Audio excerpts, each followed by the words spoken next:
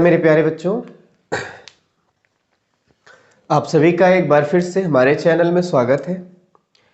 जैसा कि आप सभी लोगों को याद होगा, मैंने आपको पिछली क्लास में क्वांटम नंबर के बारे में बताया था और मैंने आपको एग्जाम्पल से भी क्वांटम नंबर को समझाया भी था और ये कहा था कि जो क्वांटम नंबर होता है ये इलेक्ट्रॉन की एड्रेस को बताता है। आज का ये जो क्लास होगा इसमें बहुत छोटी छोटी कुछ चीज़ों को हम सभी लोग ध्यान में रखेंगे और ये आपको मैं बता दूं, पेपर में कई बार पूछा गया है। तो आपको मैंने पहले ही बता दिया था कि अब मैं आप सबके लिए जो है बहुत सारे इंपॉर्टेंट क्वेश्चंस को बताऊंगा और ऐसे क्वेश्चंस को बताऊंगा जिसका पेपर में आना समझिए एकदम तय है। आज की क्लास में से एक बात याद रखिएगा, एक क्वेश्चन 100% श्योर है आपके यहाँ पूछा जाएगा। आज मैं कुछ छोटे छोटे टॉपिक को लेके आया हूँ और उनको मैं बताऊंगा, जिनमें से अगर आपको याद हो मैं उन टॉपिक को पहले ही नाम दे दे रहा हूँ। मेरा जो चैप्टर है ये आपको अच्छी तरीके से पता होगा, स्ट्रक्चर ऑफ क्या है, एटम है, जिसे हम परमाणु की संरचना कहते हैं, जिसे हम क्या कहते हैं, परमाणु की संरचना। अब आज का जो टॉपिक है, आज हम सबसे पहले जो आप सभी लोगों को बताएंगे, आप उस बात को ध्यान में रखेंगे। सबसे पहले तो आपको हम बताएंगे, एक होता है डुअल नेचर ऑफ इलेक्ट्रॉन, जिसे हम कहते हैं इलेक्ट्रॉन का दोहरा गुण या इलेक्ट्रॉन की द्वैत प्रकृति। तो ये आपका होता है इलेक्ट्रॉन का डुअल नेचर। डुअल सिम आप जानते हैं ना, डुअल सिम मतलब दोहरा सिम। तो डुअल नेचर मतलब होता है इलेक्ट्रॉन का दोहरा गुण। अब वो है क्या, उस चीज को हमको समझना है। दूसरा, आप सभी लोगों को जो चीज मैं बताऊंगा वो बताऊंगा, प्लैंक्स एक साइंटिस्ट है भाई, इसने एक थ्योरी दिया, उसका नाम है क्वांटम थ्योरी, जिसे हम कुल मिला के कह सकते हैं प्लैंक्स क्वांटम थ्योरी कह सकते हैं। क्या कहा जाता है, प्लैंक्स क्वांटम थ्योरी, प्लैंक का क्वांटम का सिद्धांत, ठीक है। और थर्ड आज आपका जो पॉइंट होगा वो रहेगा, ये तो लोग नहीं सभी लोग जानते हैं, हाइजेनबर्ग अनसर्टेनिटी प्रिंसिपल। देखिए, हाइजेनबर्ग का अनिश्चितता का सिद्धांत। हाइजेनबर्ग एक साइंटिस्ट है और अनसर्टेनिटी मतलब होता है अनिश्चितता। तो हाइजेनबर्ग की अनिश्चितता का सिद्धांत हम इस क्लास में थोड़ा डिस्कस करने वाले हैं। और एक बात आप नोटिस करिएगा और इस बात को थोड़ा समझने की भी कोशिश करिएगा कि ये सारी चीजें आपके पास होती क्या है, क्योंकि अगर ये सारी चीजें हमारे समझ में आ जाती है तो काफी हद तक जो टॉपिक है वो एकदम क्लियर हो जाता है, ठीक है। तो आपका ये जो तीन आपको मैं लेक्चर देने चल रहा हूं, तीन टॉपिक पे देने चल रहा हूं, आप याद रखेंगे आपके पेपर में बीटी बोर्ड में छोटे छोटे क्वेश्चन या तो न्यूमेरिकल के फॉर्म में पूछे जाएंगे या तो कॉन्सेप्ट केवल थ्योरी का पूछ लिया जाएगा। तो आप बेहिचक आप इनको अच्छे से देखिए, शुरू से लेकर लास्ट तक जुड़े रहिए, कोई प्रॉब्लम नहीं होगी, बस आप कंटिन्यू करे रहिए। जैसे मैंने आपसे कहा कि पहला जो टॉपिक मेरा है डुअल नेचर ऑफ इलेक्ट्रॉन। देखिए, अगर हम डुअल नेचर की बात करें तो डुअल नेचर मतलब अभी आपको बताया, डुअल नेचर का मतलब होता है दो कैरेक्टर। आपने डबल रोल सुना है? डुअल नेचर का मतलब आप ऐसा कह सकते हैं डबल रोल, बात समझ पाए, यानी दो तरह का इसका क्या होगा, रोल होगा। अब वो दो तरह का रोल क्या है, डुअल नेचर ऑफ किसका है, ऑफ मतलब होता है का, इलेक्ट्रॉन का। तो हम इसको अगर हिंदी में लिखना चाहे तो ऐसा कह सकते हैं इलेक्ट्रॉन का दोहरा गुण। अब देखिए ये मतलब क्या होता है, इसको मैं समझा देता हूं। जैसे आप सभी लोगों को मैं इलेक्ट्रॉन को छोड़ के, जैसे हमारे पास कोई एक मटेरियल होता है, मटेरियल मतलब क्या है, पदार्थ, मटेरियल मतलब क्या है, पदार्थ। इसमें ऐसा देखा गया कि ये जो मटेरियल होता है इसमें दो कैरेक्टर है। एक कैरेक्टर आपका है जब पार्टिकल जैसा काम करेगा, यानी एक कैरेक्टर होता है कण जैसा, और जो दूसरा कैरेक्टर होता है वो वेव जैसा, जिसे हम कहते हैं तरंग जैसा। तो हम कह सकते हैं जो पदार्थ है, ये जो मटेरियल है, इसमें दो तरह के कैरेक्टर है, दो तरह के रोल है। कभी ये कण के जैसा व्यवहार करेगा और कभी तरंग के जैसा व्यवहार करेगा। तो इस तरह के व्यवहार को कहा गया डुअल नेचर। क्या बोला गया? डुअल नेचर ऑफ मटेरियल या मैटर बोल दिया गया। बात समझ पाए? अब साइंटिस्ट के माइंड में आता है कि आप अपने मर्जी के तो हो नहीं, कह दोगे कि इनमें दो तरह का गुण है। ठीक है, आपने सुना भी होगा दो गला, सुना है ना? एक गले से दो तरह की बातें निकले तो उसी को दो गला कहते हैं। एक गले से अगर दो तरह की बातें निकले तो वही दो गला है। यहां पर देखो मटेरियल एक ही है पर ये दो कैरेक्टर शो कर रहा है, दो तरह की बातें कर रहा है, एक कण के जैसा और एक तरंग के जैसा। तो हम कहेंगे क्या? मटेरियल क्या है? दो गला टाइप का है, मतलब दोहरे कैरेक्टर का टाइप का है। ठीक है, तो अब आप इसमें देखो कैसे आप बताएंगे ये पार्टिकल जैसा है। तो मैं आपको कुछ एग्जांपल बता रहा हूं। जैसे एक नाम आप सुने होंगे रिफ्लेक्शन का। रिफ्लेक्शन मतलब होता है परावर्तन। क्या होता है? परावर्तन। आप परावर्तन प्रकाश में देखे होंगे। तो आप ऐसा भी कह सकते हैं, बिल्कुल आया है तो बात यहां पे बता दिया जाए, लाइट भी दो तरह का कैरेक्टर शो करता है। सबसे पहले लाइट में ही देखा गया, एक कैरेक्टर शो करता है पार्टिकल जैसा और एक कैरेक्टर शो करता है वेव जैसा। इसीलिए जब आप पढ़ते हैं तो जब पार्टिकल जैसा शो करता है तो लाइट की पढ़ाई कहलाती है रे ऑप्टिक्स। क्या कहलाती है? रे ऑप्टिक्स, जिसे हम कहते हैं किरण प्रकाशिकी। और वेव जैसा शो करता है तो इसे कहा जाता है वेव ऑप्टिक्स। इसीलिए जब लाइट को पढ़ा जाता है तो इसको दो भागों में करके पढ़ा जाता है, एक रे ऑप्टिक्स और एक क्या चीज? Wave optics. अब लाइट से थोड़ा आपको तुलना करना है, लाइट से थोड़ा कंपेयर करना है। रे ऑप्टिक्स में हम क्या क्या पढ़ते थे? रे ऑप्टिक्स में पढ़ते थे रिफ्लेक्शन। रिफ्लेक्शन मतलब परावर्तन। एक पढ़ा जाता था रिफ्रैक्शन। रिफ्रैक्शन मतलब अपवर्तन। एक आपने सुना होगा स्कैटरिंग, जिसे हम कहते थे प्रकीर्णन ऑफ लाइट। बात समझ पाए? ऐसे ही कर करके आप सभी लोग बहुत, एक कलर डिवीजन आता था, बहुत सारी चीजों को आपने पढ़ा हुआ है। तो मैं कुछ घटनाओं को बता रहा हूं जो लाइट में आपने पढ़ा, और इन सब घटनाओं को जब लाइट में आपने पढ़ा तो बताया कि लाइट में कैसा कैरेक्टर है? पार्टिकल के जैसा। जैसे और वेव में आपको मैं बता रहा हूं, आप एक होता है इंटरफेरेंस। इंटरफेरेंस मतलब होता है व्यतिकरण, आप सुने होंगे। एक होता है डिफ्रैक्शन, जिसे हम कहते हैं विवर्तन बोला जाता है। और एक होता है पोलराइजेशन। अब पोलराइजेशन को हम सभी लोग ध्रुवण कहते हैं। मैं एक बार फिर से हिंदी बोल रहा हूं, व्यतिकरण, डिफ्रैक्शन को क्या कहा जाएगा? विवर्तन। पोलराइजेशन को क्या कहा जाएगा? ध्रुवण। ये सारी जो घटनाएं हैं, ये सारी घटनाएं आप पढ़ते हो कहां पे? वेव ऑप्टिक्स में। मतलब ये सारी घटनाएं ये बताती है कि लाइट में वेव का कैरेक्टर है। कैसा कैरेक्टर है? वेव का। लाइट में पार्टिकल का कैरेक्टर है, ये सारी घटनाएं बताती है। जैसा ये है बिल्कुल वैसा ही देखा गया कि मटेरियल जो होता है ना, उसमें रिफ्लेक्शन का कैरेक्टर है। अब इसका भी एग्जाम्पल मैं बता रहा हूं। जैसे एक बॉल ले लीजिएगा, उस बॉल को आप जमीन पर ऐसे फर्श पर फेंकिएगा, तो जब आप फर्श पे फेंकेंगे तो वो ऊपर आएगा। तो ये आपका आपतित हुआ, ये परावर्तित हुआ। आप ध्यान दो, बॉल को जैसे फेंकोगे वैसे आएगा।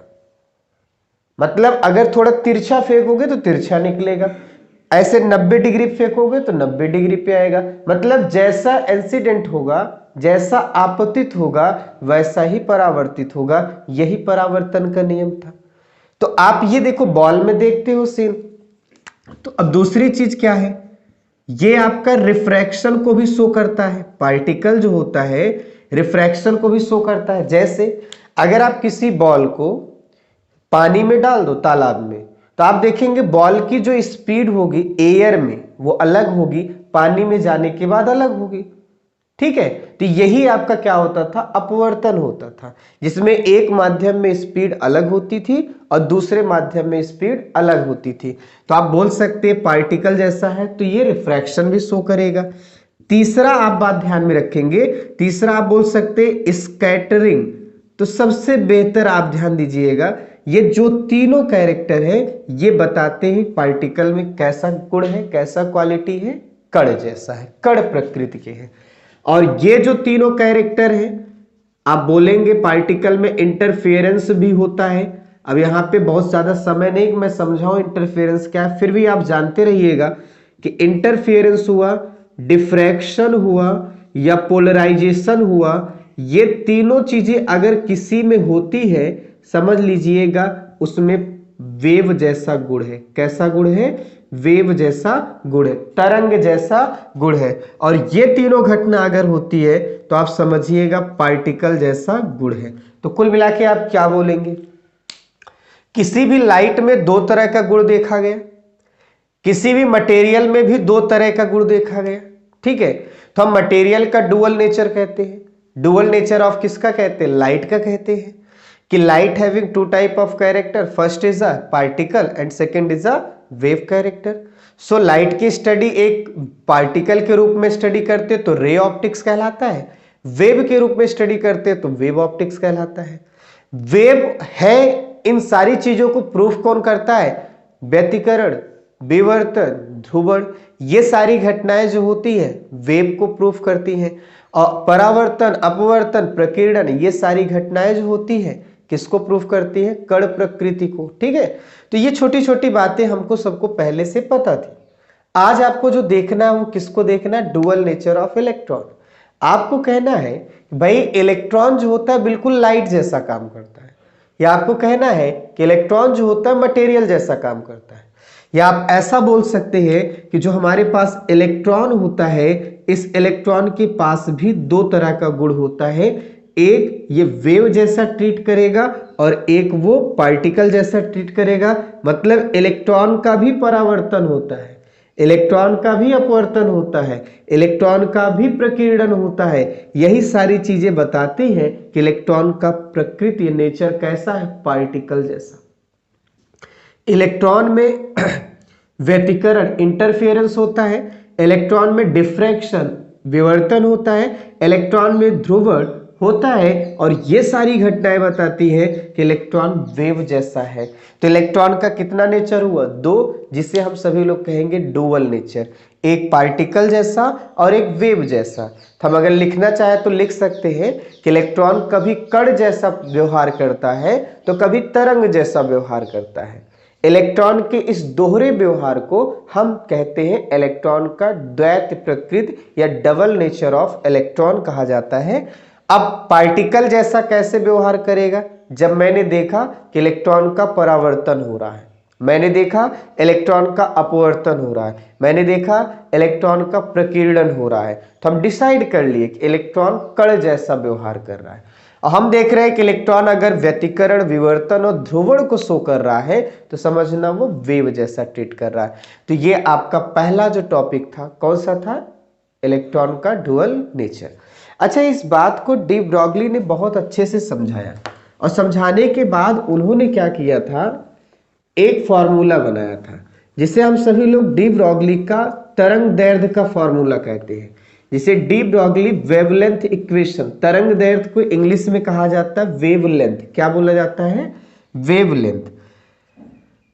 अभी आप उस बात को भी समझेंगे, तरंग दैर्ध्य को क्या बोला जाता है? वेवलेंथ। डी ब्रॉगली का वेवलेंथ इक्वेशन, ठीक है। अभी उसको मैं बता रहा हूं आगे चल के। ये पहला टॉपिक क्लियर हुआ, ठीक है।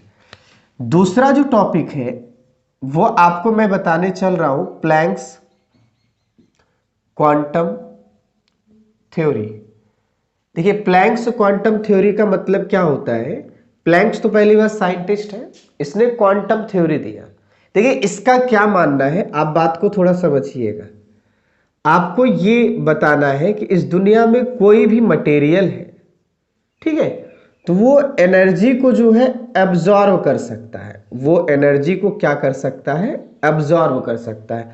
एब्जॉर्व करने का मतलब ये निकलता है अवशोषित कर सकता है। क्या कर सकता है? अवशोषित कर सकता है, ठीक है, ये बात। तो कोई भी मटेरियल होगा वो एनर्जी को अवशोषित कर सकता है, और यही नहीं, वो एनर्जी को रिलीज भी कर सकता है। क्या कर सकता है? रिलीज। रिलीज मतलब निकाल देना। तो यानी कहने का मतलब क्या है कि किसी भी मटेरियल में दो गुण होता है। वो परिस्थिति ऐसी आएगी कि वो एनर्जी को क्या करेगा? एब्जॉर्ब करेगा। और ऐसी भी परिस्थितियां आ सकती हैं जब वो एनर्जी को रिलीज कर सकता है। अब आपको मैं एग्जांपल दे रहा हूं, जैसे आप मान लीजिएगा हीट के सामने बैठे रहिए, उष्मा के सामने बैठे रहिए, तो आपकी बॉडी जो होती है, ठीक है, ये हीट को यानी एनर्जी को क्या कर रही है, अब्सॉर्ब कर रही है। मान लीजिए आपको बाई चांस जो है किसी ठंडे प्लेस से आपका बॉडी टच कर गया, तो वो जो ठंडा प्लेस होता है वो थोड़ा गर्म हो जाता है। तो गर्म होने का मतलब क्या निकलता है, भाई आपका जो हीट है वो उस प्लेस को मिल गया है, तो आपको ठंडा लगता है, तो आपने हीट को क्या किया, रिलीज किया, और एक जगह देख रहे हो हीट को एब्जॉर्ब कर रहे हैं। बॉडी आपकी ही है, ये हीट को एब्जॉर्ब भी करना जानती है और हीट को रिलीज भी करना जानती है। तो इस तरह से आप याद रखिएगा, इस दुनिया में हर कोई पदार्थ, हर कोई मटेरियल एनर्जी को ले भी सकता है और एनर्जी को दे भी सकता है। बस छिड़ गई बात इस बात पे कि पहले लोग ये समझते थे कि एनर्जी लगातार ली जाती है और लगातार दी जाती है। इसी बात की सहमति नहीं देता है कौन, प्लैंक्स। प्लैंक्स कहता है कि जो एनर्जी होती है, चाहे वो ली जाएगी चाहे वो दी जाएगी, कभी भी लगातार नहीं होगी, कॉन्टिन्यू फॉर्म में नहीं होगी। तो इससे पूछा गया तो किस फॉर्म में होगी, तो इन्होंने कहा जो एनर्जी हमारी होगी वो हमेशा पैकेट के फॉर्म में या बंडल के फॉर्म में ली जाएगी या दी जाएगी। यानी या तो बंडल के फॉर्म में अब्सॉर्ब की जाएगी या बंडल के फॉर्म में ही क्या होगी, रिलीज की जाएगी। मतलब एक बंडल एनर्जी अब्सॉर्ब हुआ तो दूसरा बंडल आएगा, एक बंडल निकला तो दूसरा बंडल निकलेगा। मतलब एनर्जी का आना और जाना कुछ इस तरह से लोगों ने डिसाइड किया कि छोटे छोटे पार्ट में, बात समझिएगा, मैं यहां तोड़ दिया हूं, और एनर्जी का जाना कुछ इस तरह से डिसाइड किया गया कि एनर्जी इस तरह निकलेगी। बात समझ पाए? तो आप बोलेंगे क्या कि अकॉर्डिंग टू प्लैंक्स, प्लैंक्स के अकॉर्डिंग हम क्या कहेंगे कि जो ऊर्जा है, जो एनर्जी है, वो किसी भी पदार्थ में लगातार ना तो अवशोषित होती है और ना ही लगातार क्या होती है, उत्सर्जित होती है, बल्कि यह छोटे छोटे बंडल या छोटे छोटे पैकेट के रूप में उत्सर्जित या अवशोषित होती है।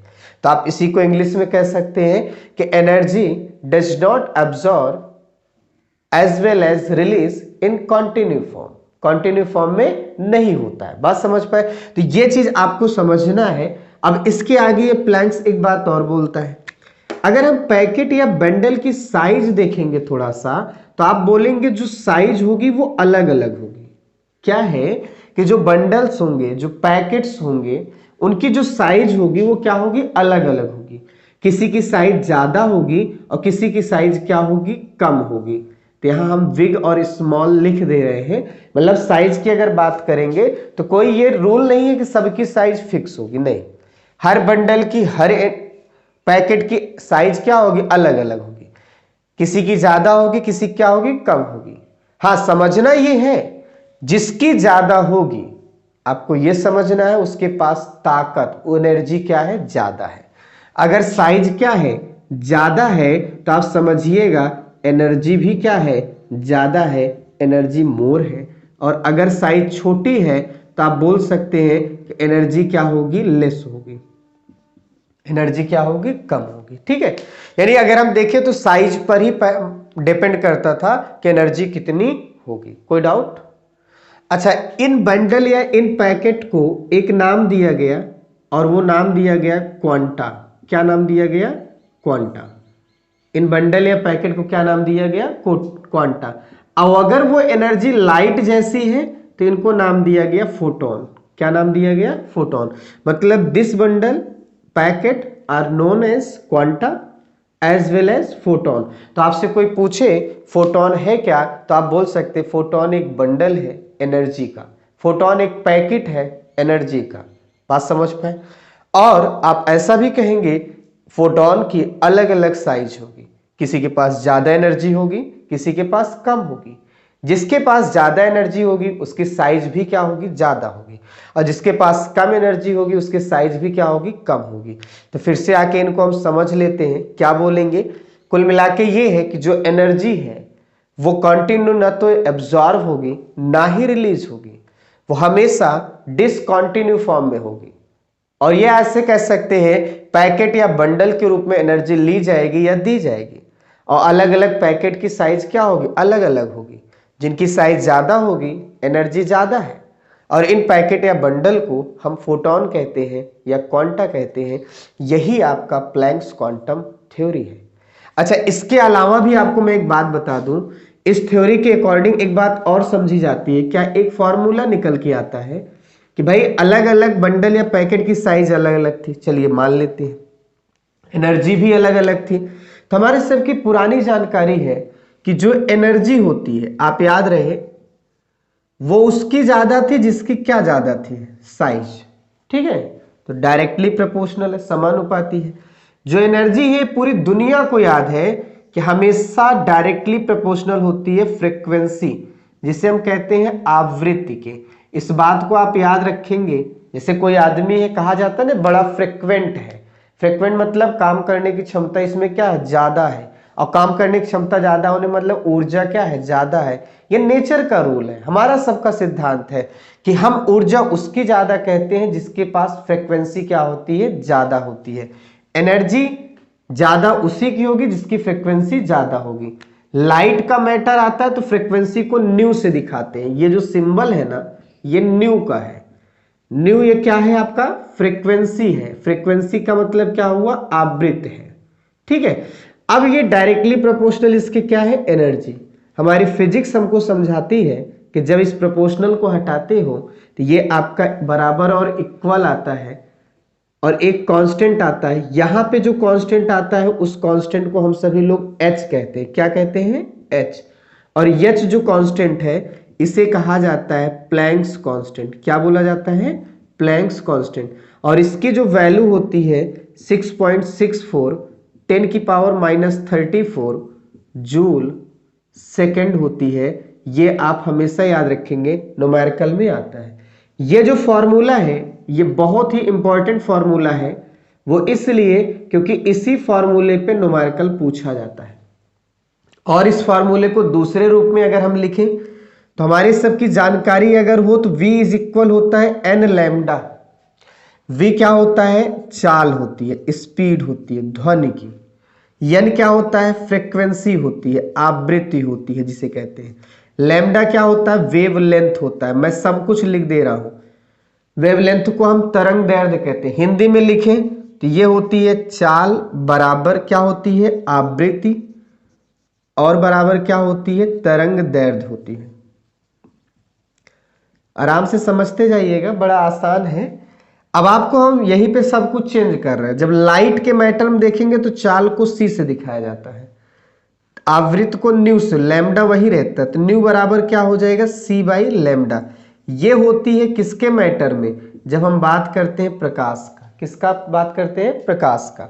तो आप यही न्यू के जगह जैसे ही आप सी बाई लैम्डा रखेंगे तो ई बराबर हो जाएगा एच सी बाई क्या हो जाएगा, लैम्डा। इस पर बहुत सारा न्यूमेरिकल आपके बुक में है और बड़ा इजी न्यूमेरिकल होता है। आपको करना है और आप बड़े आसानी से और अच्छे ढंग से इसको कर सकते हैं, मैं ऐसी उम्मीद करता हूं। तो आप इसी फॉर्मूले पे न्यूमेरिकल पाएंगे। ये मेरा दूसरा टॉपिक है जो मैं क्लियर करना चाह रहा था। थ्योरी भी पूछा जाता है और इस फॉर्मूले पे न्यूमेरिकल भी पूछा जाता है। ठीक है, तो आइए हम कुछ और छोटी छोटी बातों को थोड़ा ध्यान में रखते हैं। जैसे अभी थोड़ी देर पहले मैंने बोला, डी ब्रॉगली ने इन पे बहुत अच्छी से स्टडी किया, प्लैंक्स क्वांटम थ्योरी को पढ़ा, इलेक्ट्रॉन के डबल नेचर को पढ़ा। तो उन्होंने एक समीकरण बनाया, एक इक्वेशन दिया जिसे हम वेवलेंथ इक्वेशन कहते हैं, डी ब्रॉगली का। क्या है, अच्छा बताइए। एक हमको फॉर्मूला तो ई के बारे में पता था, mc², ये होता है आइंस्टीन इक्वेशन होता है, दुनिया को पता है। और एक एनर्जी का फॉर्मूला अभी आपको पता चला, hc बाई लैम्डा। कुछ भी नहीं करना है, इनको और इनको क्या करना है, एक दूसरे के बराबर कर दो। और जैसे बराबर कर दोगे तो hc by lambda is equal mc², c से c कट गया तो लैम्डा बराबर क्या हो जाएगा, h बाई mc हो जाएगा। और अगर मैं m की बात करूं तो ये है द्रव्यमान है, और c की अगर बात करूं तो ये चाल है, किसकी, प्रकाश का। और मेरी नजर में अगर आप देखो तो ये आपका द्रव्यमान और चाल का गुणनफल संवेग होता है। क्या होता है? संवेग, जिसे हम p से दिखाते हैं। मतलब अगर आप लिखना चाहें तो h बाई क्या लिख सकते हैं? p लिख सकते हैं।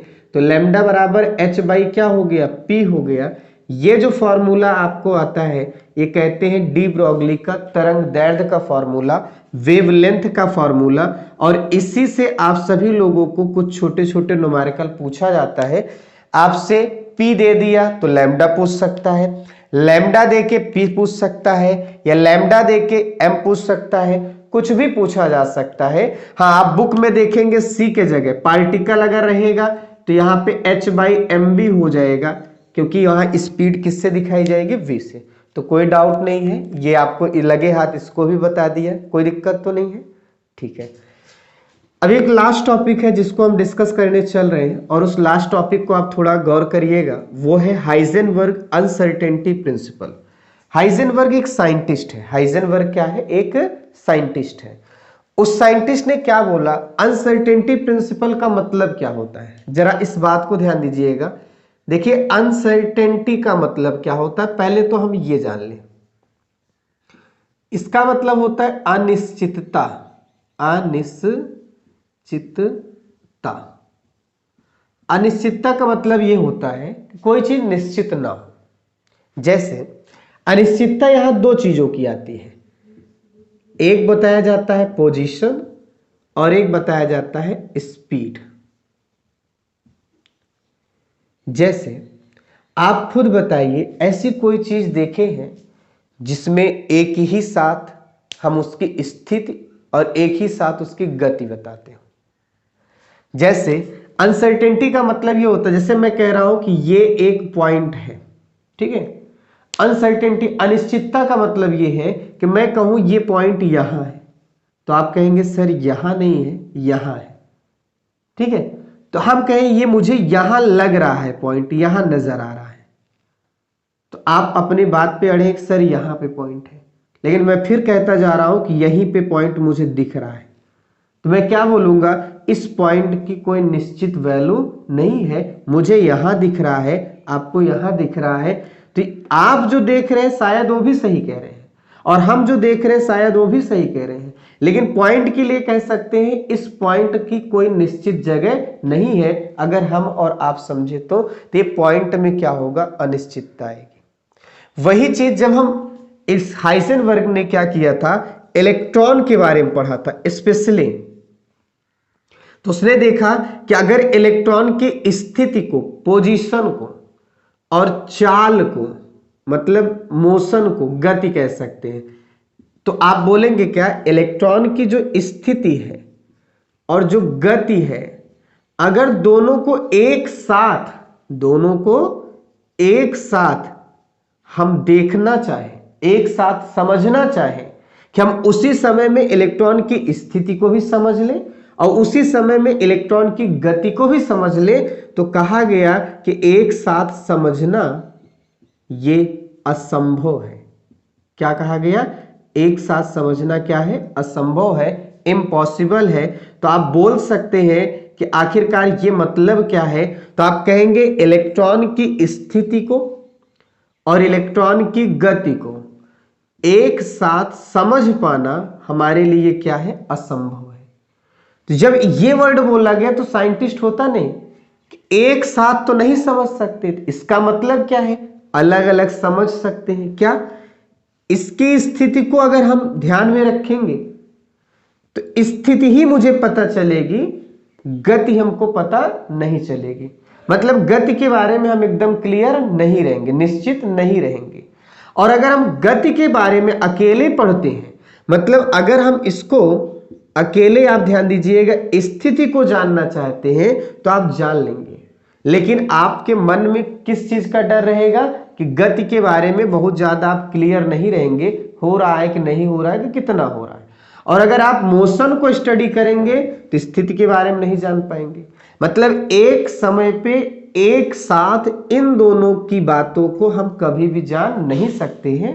हाँ, अगर एक समय में स्थिति निकाल लें तो गति नहीं निकाल सकते, गति निकालेंगे तो स्थिति नहीं निकाल सकते, मतलब इन दोनों को तो एक साथ कभी नहीं निकाल सकते। लेकिन एक समय में आप एक चीज जरूर क्लियर कर सकते हैं। तो हाइजेनबर्ग ने एक प्रिंसिपल बताया कि भाई जो इलेक्ट्रॉन होता है, हम इसकी स्थिति और गति को, इसकी पोजीशन और स्पीड को, मोशन को एक साथ स्टडी नहीं कर सकते, एक साथ समझ नहीं सकते, यह हमारे लिए इम्पॉसिबल है। फिर इसी बात को ऐसा भी कहा गया कि अगर हम उसकी स्थिति को बहुत अच्छे ढंग से समझ लेते हैं तो समझिए उस समय में आप गति को नहीं समझ पाएंगे, गति के बारे में क्लियर नहीं रहेंगे, स्पष्ट नहीं रहेंगे। और अगर आप गति को आप बहुत अच्छे ध्यान देते हो, इधर स्थिति बिगड़ जाती है। मतलब दोनों को एक साथ तो नहीं देख पाओगे, एक को बनाओगे तो दूसरा बिगड़ जाएगा, और एक बनाओ दूसरा बिगड़ जाएगा। बात समझ पाए? तो यानी यही बात कहा गया, और इसी को कहा गया हाइजेनबर्ग के अनिश्चितता का सिद्धांत कहा गया। और इसमें भी कुछ फार्मूला आया है, और वो फार्मूला आया कौन सा है? जैसे स्थिति में अनिश्चितता को डेल्टा एक्स से दिखाया गया, और गति या स्पीड में अनिश्चितता को डेल्टा वी से दिखाया गया। डेल्टा मतलब अनिश्चितता है। तो इन्होंने कहा कि ये जो डेल्टा एक्स है और जो डेल्टा वी है, इसका जो गुणनफल है या तो वो 4 पाई के बराबर है, लैम्डा बाई 4 पाई इसके बराबर है, या फिर डेल्टा एक्स और डेल्टा वी का गुणनफल जो है लैम्डा बाई 4, सॉरी लैम्डा नहीं है, एच बाई 4 पाई है। एच बाई 4 पाई से क्या है? ज्यादा है, लैम्डा नहीं है। तो आप बोलेंगे ये दो प्रिंसिपल आया क्या? स्थिति में अनिश्चितता, वेग में अनिश्चितता का गुणनफल जो है या तो एच बाई 4 पाई के बराबर होगा, या फिर ये गुणनफल एच बाई 4 पाई से ज्यादा होगा। इन्हीं दोनों को मिला के जो है delta X delta we is equal और ग्रेटर देन, दोनों साइन लगाया गया। एच बाई 4 पाई करके आपके बुक में एक फॉर्मूला है, मैं आपको बता दूं इस तरह का फॉर्मूले पर न्यूमेरिकल है। न्यूमेरिकल बेहद आसान है, सीधा कह देगा क्या? स्थिति में अनिश्चितता ये है तो वेग में अनिश्चितता बताओ, यह कह सकता है कि वेग में अनिश्चितता ये है तो स्थिति में अनिश्चितता बताओ। ठीक है, तो इन सारी चीजों को जानकारी रखना आपके लिए बहुत जरूरी है। और हाँ, एक चीज और है, यही 4 पाई के साथ m है, थोड़ा आप इसको ध्यान में रखेंगे। छोटी छोटी चीजें हैं, ये भूल जाते हैं लोग। क्या है 4 पाई, क्या है m है। ठीक है, 4 पाई क्या है? m है। अच्छा, अगर हम सोचें कि m को इधर ला दो, थोड़ी देर के लिए कष्ट करो, m को इधर ला दो, तो जब आप m को इधर लाएंगे तो delta x delta v small m अब बराबर क्या हो जाएगा? बराबर या ग्रेटर देन दोनों h बाई 4 पाई। m को इधर लेके आए इस साइड, तो ये जो देखो m और डेल्टा v है ना, ये द्रव्यमान है और ये वेग है, ये मोमेंटम कहलाता है, संवेग कहलाता है। इस फॉर्मूले को ऐसा लिखा जा सकता है, delta X delta P is equal or greater than H by 4 pi. तो ऐसा भी कहा जा सकता है, स्थिति में अनिश्चितता और संवेग में अनिश्चितता या तो एच बाई 4 पाई बराबर होगी या तो उससे ज्यादा होगी। बात समझ पाए? एक बार मैं फिर से बता रहा हूं, स्थिति में अनिश्चितता डेल्टा एक्स है, वेग में अनिश्चितता डेल्टा वी है। इनका जब गुणनफल करोगे तो वो एच बाई 4 पाई एम के बराबर होगा, एम मतलब द्रव्यमान, या फिर एच बाई 4 पाई एम से ज्यादा होगा। इन दोनों को मिला दिए तो ये मिला। मैंने कहा एम को आप इधर लेके आ जाइए, तो एम और डेल्टा वी ये आपका होता है समवेग होता है, जिसे इंग्लिश में आगे चल के कहोगे आप, या यहीं पे कह दीजिए मोमेंटम।